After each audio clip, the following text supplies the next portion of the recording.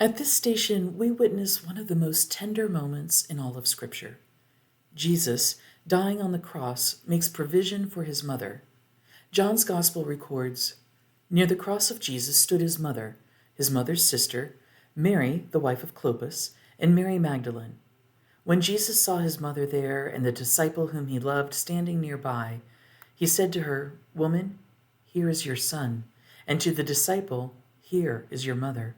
From that time on, this disciple took her into his home." Mary is standing at the foot of the cross. Think about that. Most of Jesus' male disciples fled when he was arrested. Peter followed at a distance, then denied knowing Jesus 3 times. But Mary stayed. She watched them beat her son. She followed him through the streets, and now she stands here, watching him die. This is the child she bore, the baby she nursed, the boy she raised. She taught him to walk, taught him his prayers, bandaged his scraped knees, dried his childhood tears, and now she's watching him be executed. Do you remember what Simeon told her when Jesus was just 40 days old? "A sword will pierce your own soul too."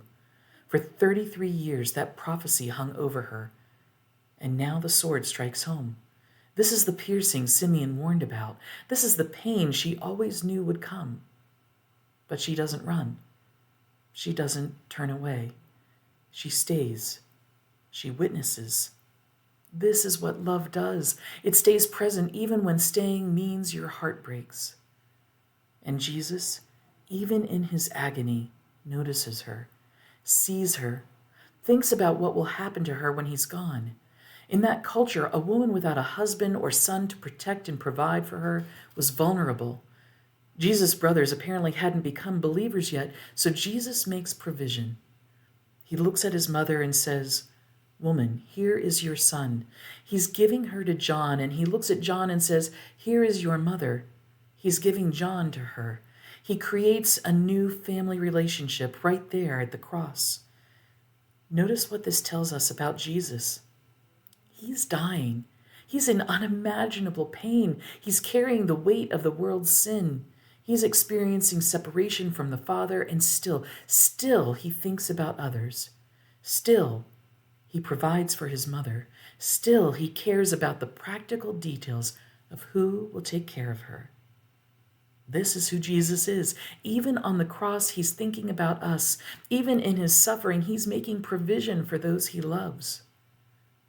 But notice something else. Jesus is creating something new here.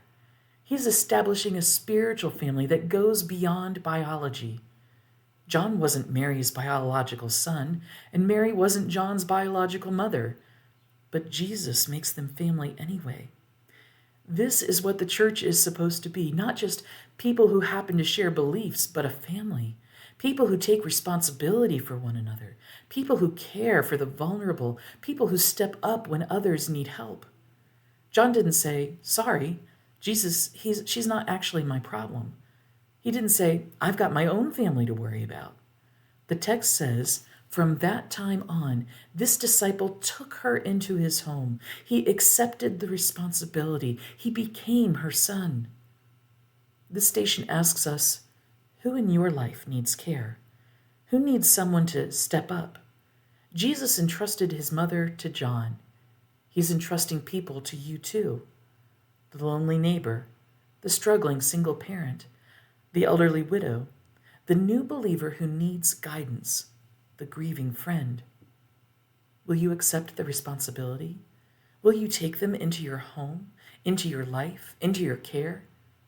That's what family does. That's what the cross creates.